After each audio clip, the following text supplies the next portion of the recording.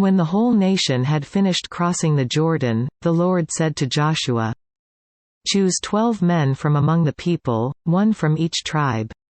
And tell them to take up 12 stones from the middle of the Jordan from right where the priests stood and to carry them over with you and put them down at the place where you stay tonight."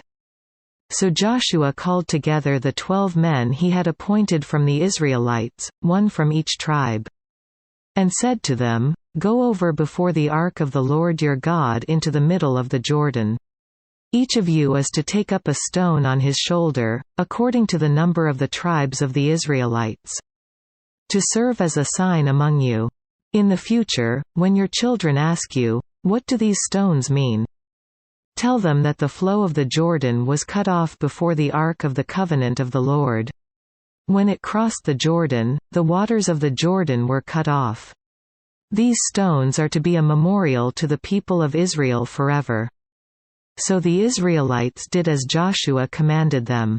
They took 12 stones from the middle of the Jordan, according to the number of the tribes of the Israelites, as the Lord had told Joshua, and they carried them over with them to their camp, where they put them down.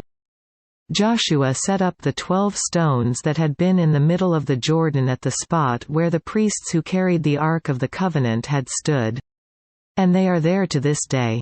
Now the priests who carried the ark remained standing in the middle of the Jordan until everything the Lord had commanded Joshua was done by the people, just as Moses had directed Joshua.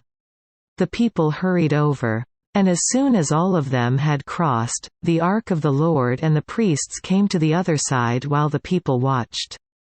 The men of Reuben, Gad and the half-tribe of Manasseh crossed over, armed, in front of the Israelites, as Moses had directed them. About 40,000 armed for battle crossed over before the Lord to the plains of Jericho for war. That day the Lord exalted Joshua in the sight of all Israel, and they revered him all the days of his life, just as they had revered Moses.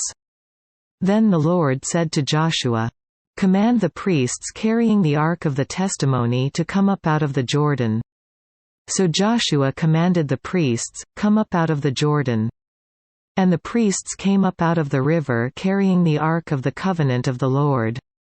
No sooner had they set their feet on the dry ground than the waters of the Jordan returned to their place and ran at flood stage as before.